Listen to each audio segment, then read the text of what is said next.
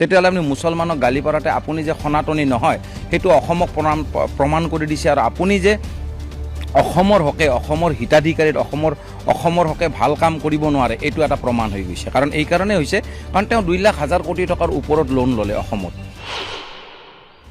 এই কথাবোৰৰ মই এষাৰ কথা জানো, তেওঁলোকে মিয়া খেদে, ঘৰ উচ্ছেদ কৰে, কিন্তু এই মানুহবোৰ গৈ উচ্ছেদ কৰাৰ পিছত খেদাৰ পিছত যায় ক'ত? আচলতে গাহৰিবোৰ মানুহে চাইছে না, গাহৰি যিটো গাহৰিয়ে যেতিয়া বাসস্থান লয় নিজৰ জাগাৰ স্থানবোৰত তেওঁলোকে যেতিয়া থাকে সেই তেওঁ মাজত থাকে, কিন্তু গাহৰিখিনি কিন্তু বাকী যিখিনি জাগা থাকে তেওঁ চব বোকা কৰি পেলায়, মানে লেতেৰা খেচেৰা কৰি পেলায়। ঠিক সেনেদৰে এই Himanta Biswa Sarma the CM of Assam তেওঁ অসমখনৰ যিটো গোটেই পৰিস্থিতি পৰিৱেশটো হিন্দু আৰু মুছলমানৰ নামত লেতেৰা আৰু খেচেৰা কৰি পেলায়। আৰু ইলেকশ্যনৰ আগত আজি গো মাংস ব্যৱসায়ত প্ৰথম স্থানত আহিলে দ্বিতীয়ৰ পৰা, এইটো সম্ভৱ কেনেকৈ হ'ল? বিশ্বত প্ৰথম স্থানত আহিলে আৰু ওমানৰ পৰা মানে গো এক্সপৰ্ট কৰিবৰ কাৰণে, বিফ এক্সপৰ্ট কৰিবৰ কাৰণে লাইচেঞ্চ লৈ আহিছে। আমাৰ অসমৰ CM নে মুছলিমৰ CM নে হিন্দুৰ CM নে তেওঁ আপাৰ আছাম নে লোৱাৰ আছামৰ CM, যিটো ভেদ সৃষ্টি কৰিছে তেওঁ ভেদভাৱৰ অসমত, এইটো এটা মানুহজনক 500 টকালৈ ভোট কিনিব সেই MLA বা মিনিষ্টাৰজনক 5 বছৰ নেদেখাটো সত্য। 5 বছৰ নেদেখাটো কোনো ডাঙৰ কথা নহয়, কাৰণ তেওঁলোকে য'ত 500 টকাত বিক্ৰী যায় ভোটৰ কাৰণে সেই জেগাত MLA মিনিষ্টাৰে কেতিয়াও সমাজৰ কাৰণে ভাল কাম কৰিব নোৱাৰে। এষাৰ কথা সদায় ইতিহাসত লেখা আছে, যিবোৰ দেশ পাকিস্তান হওক, বাংলাদেশ হওক, ইৰাক হওক, ইৰাণ হওক, যিবোৰে ধৰ্মৰ নামত দেশ চলিছে সেই দেশবোৰ ধ্বংসমুখী। আৰু সেই চৰিত্ৰটোৱে আজি এই BJP গভৰ্ণমেণ্টে হওক অসমত তেওঁলোকে এইটো দাঙি ধৰিব বিচাৰিছে। পোনপ্ৰথমে আপোনাৰ নমস্কাৰ জ্ঞাপন কৰিছোঁ, জয় আই অসম। প্ৰথম পোনপটীয়া প্ৰশ্ন হেমন্ত বিশ্ব শৰ্মা, তেওঁক এটা কুৱেশ্যন কৰিব লাগে, আচলতে সনাতনী হিন্দু বুলি ক'লে কাক বুজায়?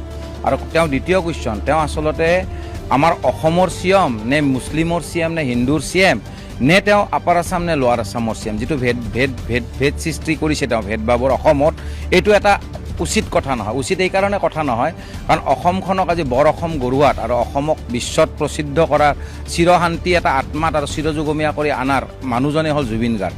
আৰু এই অসমখনক বিশ্বত প্ৰসিদ্ধ কৰাৰ পিছত তেওঁলোকে আজি জাতিগত নামত যিহেতু এই যে ভেদভাৱবোৰ আনিছে, গতিকে ইয়াৰ কথা এটাই থাকিল, আচলতে গাহৰিবোৰ মানুহে চাইছে না, গাহৰি যিটো গাহৰিয়ে যেতিয়া বাসস্থান লয় নিজৰ জাগাৰ স্থানবোৰত তেওঁলোকে যেতিয়া থাকে সেই তেওঁ মাজত থাকে, কিন্তু গাহৰিখিনি কিন্তু বাকী যিখিনি জাগা থাকে তেওঁ চব বোকা কৰি পেলায়, মানে লেতেৰা খেচেৰা কৰি পেলায়।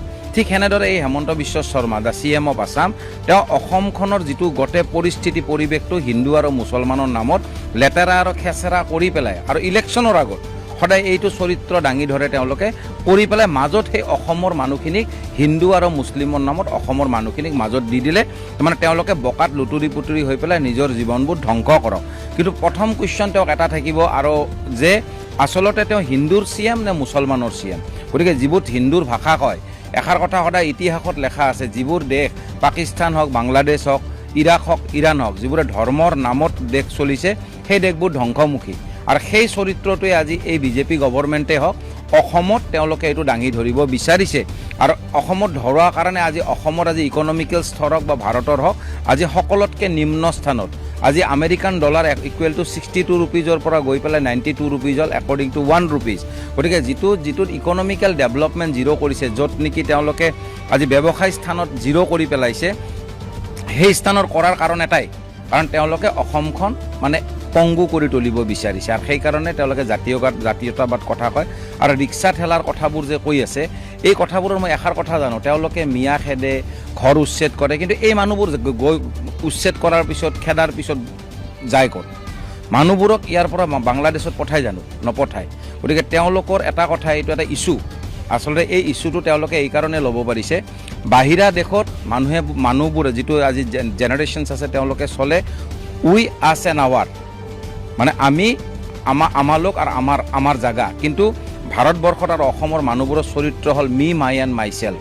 তাৰমানে অকল নিজক চিনি পায়, হিতাধিকাৰীত যায়, আৰু হিতাধিকাৰী যেতিয়া যাব, আঁচনি যেতিয়া ল'ব, 1200 টকাই হওক 10,000 টকাই হওক, তো এই যিজন মানুহজনক 500 টকালৈ ভোট কিনিব সেই MLA বা মিনিষ্টাৰজনক 5 বছৰ নেদেখাটো সত্য। 5 বছৰ নেদেখাটো কোনো ডাঙৰ কথা নহয়, কাৰণ তেওঁলোকে য'ত 500 টকাত বিক্ৰী যায় ভোটৰ কাৰণে সেই জেগাত MLA মিনিষ্টাৰে কেতিয়াও সমাজৰ কাৰণে ভাল কাম কৰিব নোৱাৰে। তো ঠিক তেনেদৰে আজি যিটো হেমন্ত বিশ্ব শৰ্মা তেওঁৰ যিটো কৰ্মস্থান আজি অসমক লৈ যিটো কৰিছে, প্ৰথম কৰাৰ স্থানতে হিন্দু মুছলিমৰ কথা আহিল। কিন্তু আকৌ এটা কুৱেশ্যন হেমন্ত বিশ্ব শৰ্মা ডাঙৰীয়া, ভাৰতবৰ্ষই আজি গো মাংস ব্যৱসায়ত প্ৰথম স্থানত আহিলে দ্বিতীয়ৰ পৰা, এইটো সম্ভৱ কেনেকৈ হ'ল? বিশ্বত প্ৰথম স্থানত আহিলে আৰু ওমানৰ পৰা মানে গো এক্সপৰ্ট কৰিবৰ কাৰণে, বিফ এক্সপৰ্ট কৰিবৰ কাৰণে লাইচেঞ্চ লৈ আহিছে হালালৰ। তো এইটো হাউ ইজ পচিবল? এটা সনাতনী ধৰ্মৰ এটা সভ্যতা, সনাতনী ধৰ্ম কাক কয়? সনাতনী ধৰ্মৰ সভ্যতা, যিটো অৰিজিনেল সনাতনী ধৰ্মৰ মানুহ, তেওঁলোকে কেতিয়াও মুছলমান বা বেলেগক গালি নাপাৰে। কিয় নাপাৰে? কাৰণ সনাতনী ধৰ্মৰ শ্ৰেষ্ঠ সভ্যতাই হ'ল হিন্দুত্ববাদ। আৰু যোনে হিন্দুত আছে, হিন্দুৰ পৰা ভাগ হৈ যোৱাবোৰ পন্থাত পৰে, পন্থাৰ এটা ভাগ মুছলিমছ পৰে, খ্ৰীষ্টিয়ানছ পৰে, দামোদৰীয়া পৰে, যি পৰে আজিকালি মানুহে সাই বাবা পূজা কৰে, দিজ আৰ অল পন্থাছ। কিন্তু পন্থাত থকাতে যদি আপুনি শ্ৰেষ্ঠ প্ৰতিদান হয়, যদি সনাতনী ধৰ্মৰ শ্ৰেষ্ঠ সভ্যতাত থকা মানুহ হয় আপুনি, তেতিয়াহ'লে আপুনি মুছলমানক গালি পাৰাতে আপুনি যে সনাতনী নহয় সেইটো অসমক প্ৰমাণ কৰি দিছে। আৰু আপুনি যে অসমৰ হকে, অসমৰ হিতাধিকাৰীত অসমৰ হকে ভাল কাম কৰিব নোৱাৰে, এইটো এটা প্ৰমাণ হৈ গৈছে। কাৰণ এই কাৰণে হৈছে, কাৰণ তেওঁ 2,00,000 কোটি টকাৰ ওপৰত লোন ল'লে অসমত। এই ব্ৰিজবোৰ যে বনালে, এইবোৰ যে আজি উচ্ছেদ কৰিলে, উচ্ছেদ কৰাৰ পিছত বানপানী কমিলে জানো? শিলহাকো ভাঙাৰ পিছত বানপানী কমিলে জানো? ব্ৰিজবোৰ যে বনালে, ইমান ডাঙৰ ডাঙৰ ব্ৰিজ লোন লৈ পেলাই বনালে, এই যে হিতাধিকাৰীবোৰ দি আছে মানুহক, টকাবোৰ যে দি আছে, 1200 টকা চাইকেল দি আছে, গাড়ী দি আছে, টকা দি আছে, খোৱা দি আছে, এই টকাবোৰ আহিছে ক'ৰ পৰা? ইকনমিকেল ডেভেলপমেণ্ট কি?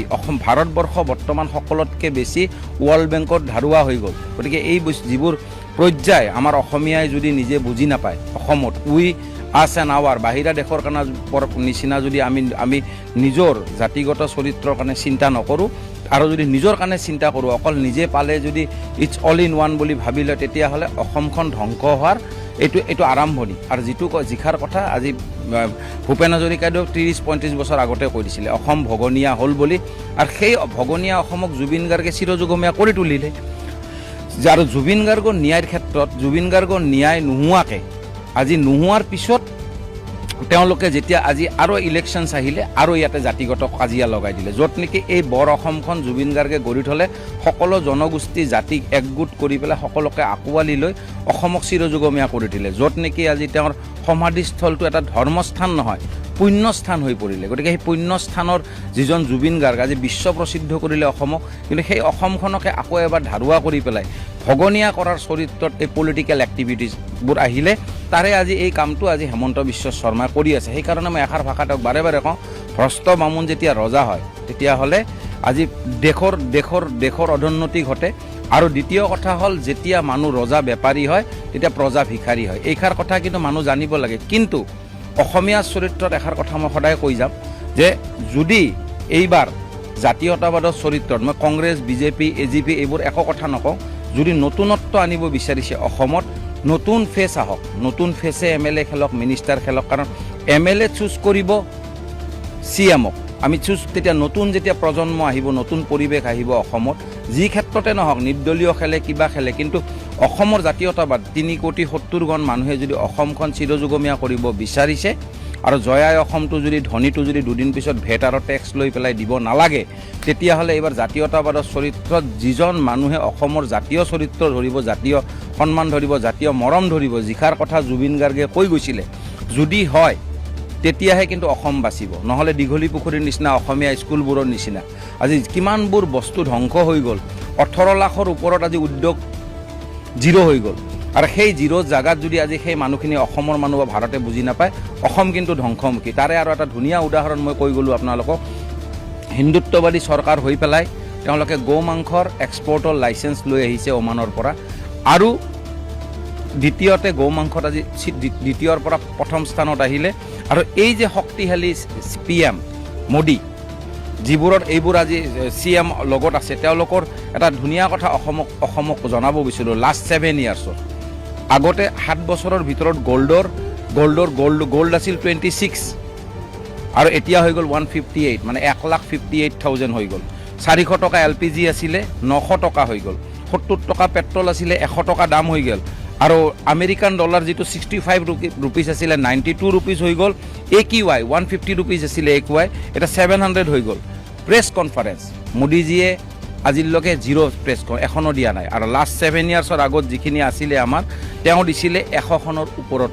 যিটো দুৰ্বল আমি PM বুলি কওঁ হয়নে নহয় মনমোহন সিং ডাঙৰীয়া আৰু তেওঁ দিছিলে 100+ মানে প্ৰেছ কনফাৰেঞ্চ গতিকে এষাৰ কথা জানিব লাগে education with wit and wisdom is a good activities আৰু এনেকুৱা without wit and wisdom education is a devil power আৰু পঢ়া শুনা কৰিলেই নহ'ব চাকৰি কৰিলেই নহ'ব কিন্তু আৰু এষাৰ কথা গভৰ্ণমেণ্টে জানিব লাষ্ট কথা গভৰ্ণমেণ্ট চেলাৰী হোল্ডাৰবোৰে হওক বা পেঞ্চন হোল্ডাৰবোৰে হওক যদি ব্যৱসায়ী স্থান যদি চিৰযুগমীয়া নহয় উন্নত নহয় পেঞ্চনো বন্ধ হৈ যাব আৰু গভৰ্ণমেণ্ট চেলাৰিও বন্ধ হৈ যাব আৰু ডাঙৰ কথা কি আমাৰ টেক্সৰ পৰাই CMৰ MLA মিনিষ্টাৰৰ চেলাৰি যায় গতিকে এইষাৰ কথা অসমীয়া জানিব লাগে হিতাধিকাৰী বুলি ক'লে হিতাধিকাৰী আমাৰ টকাৰ পৰাই হিতাধিকাৰী লয় এই 1200 টকা যে লৈছে 1000 টকা লৈছে 10,000 গতিকে এই অসমবাসী বুজিব হ'ল অসমে বুজক যেতিয়া এই যে গাহৰিৰ চৰিত্ৰটো যিটো কৰি লৈছে আজি হেমন্ত বিশ্ব শৰ্মা যা ভ্ৰষ্ট ব্ৰাহ্মণ বুলি মই 100বাৰ ক'ম কাৰণ তেওঁ যিটো চৰিত্ৰ আজি অসমক ধ্বংস কৰিছে জ্ঞানহীন চৰিত্ৰ থাকিলে তেওঁৰ ব্ৰাহ্মণৰ জ্ঞান নাথাকে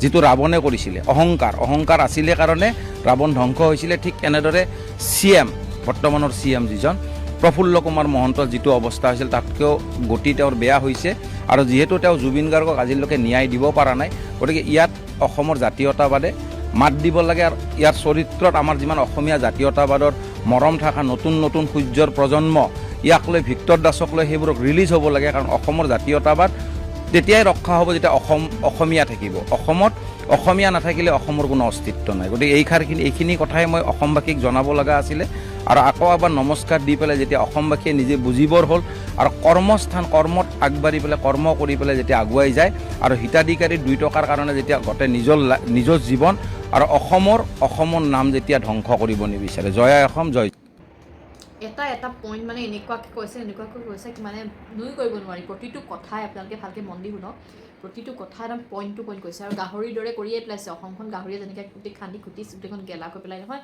গেলাহে কৰি পেলাইছে অসমখন